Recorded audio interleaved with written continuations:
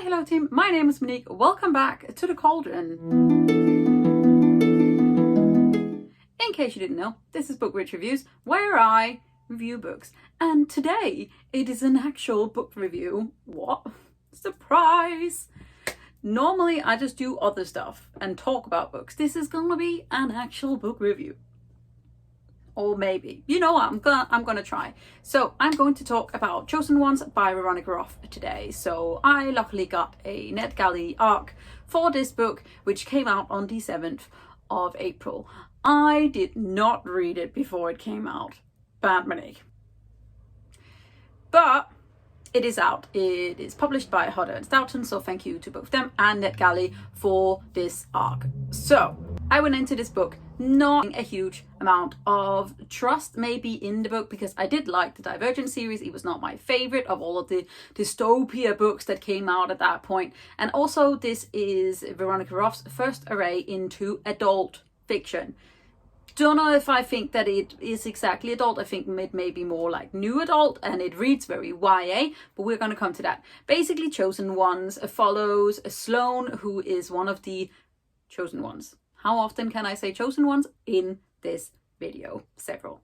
Basically, her and 4 others were chosen at random to defeat the Dark Lord. So we have in this book the trope of the ones who are going to save you. Something so special about them that they will save you more than others. And then what we usually do not get in those books is what happens afterwards. So this book is set 10 years after the defeat of their Dark Lord, where we have Sloane and her friends who are just trying to deal the best way that they can with the PTSD that they got from this war that they fought when they were teenagers, that they don't know how to live their life without this like huge hole in their chest from these like terrible things that they saw and had to do to defeat the evil one that they had. And then basically they lose one of their own, and at their funeral something happens, something changes, and Sloane, who is our main character, is just sort of adrift. She doesn't feel like she has been moving on from 10 years before. She doesn't feel like she's done any of the things that she wants to,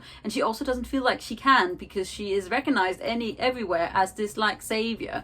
And the book, very interestingly enough, is made like mixed media. So we actually start the book off with an article, really creepy, very misogynistic, not very nice, of a man who's sort of like interviewing her in this very traditional way that we often see like people talk about in like tabloids, where it's just like, would I fuck that? Yes. Would I not fuck that? No. And the book continues like that. So we have excerpts of history books, we have other articles, we have like military files on these chosen ones. And then very suddenly in this book, we make a sudden twist. I'm obviously not going to tell you because I don't want to spoil it for you. So what did I think? I actually gave it 4 stars. I was generally surprised at how much I did like it. I really enjoyed Sloane as a main character. She's not a very marshmallow person. She's not like that regular tough nut like strong fierce female where on the inside they are soft and just wants to be loved. No, Sloane literally just wants to fuck shit up and just like wants to be angry and wants to be allowed to be angry. And I thought that was really well represented in this book. What I didn't like was the romance that sort of came in later on in the books. Is that a spoiler? I don't know. But anyways, there's a different love in the end, and I'm just kind of like, I wish they hadn't done that. The general pace of the book is quite like exciting. It goes quite fast. You can follow it quite easily, which is what I mean about it being quite accessible. It reads YA, but they are older. I actually think she's like 27, maybe nearly 30, which brings me so much joy. She doesn't speak like it though, which is why I feel like it's more new adult, not completely adult fictions. There's also more magic in this series than I was like ready for. So basically, all in all, really good plot, great characters. The ending lacks a little bit, which is why it's a 4-star, not a 5-star.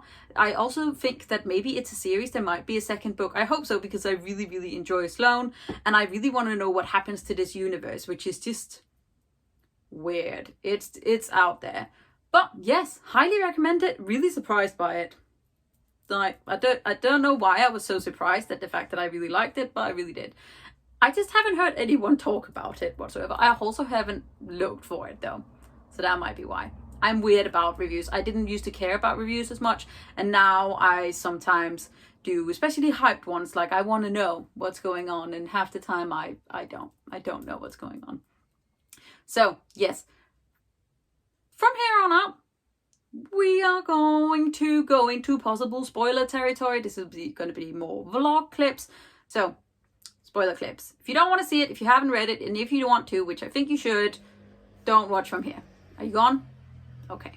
Okay, so let's just for a second pretend that isn't there. We're going to film from this angle. So, I'm reading Chosen Ones by Veronica Roth. So, this book is sort of meant to be the book after the big war, sort of like. So basically, when I saw the description for this book, I was instantly reminded of this one Tumblr post from way back when. And if you don't know what Tumblr is, then please don't look it up because it's fucking weird.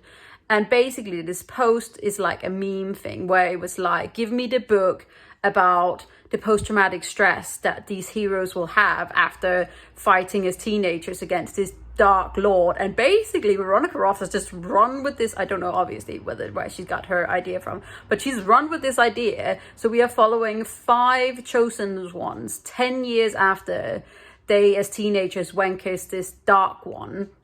And basically I think I'm about 6% in, barely in.